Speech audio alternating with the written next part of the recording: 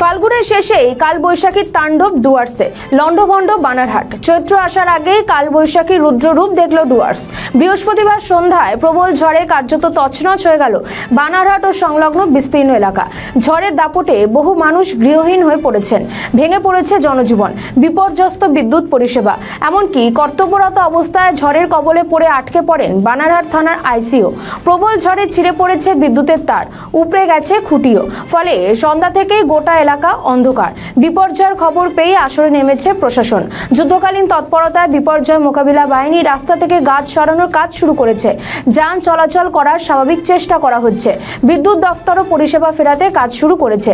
তবে পরিস্থিতি স্বাভাবিক হতে সময় লাগবে বলেই মনে করা হচ্ছে।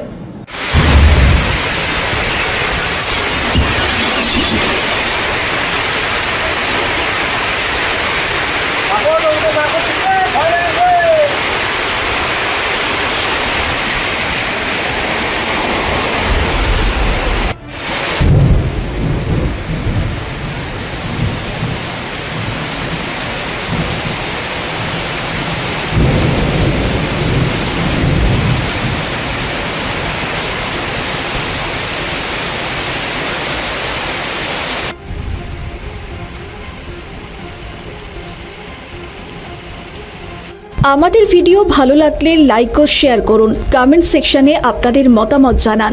আরও ভিডিও পেতে আমাদের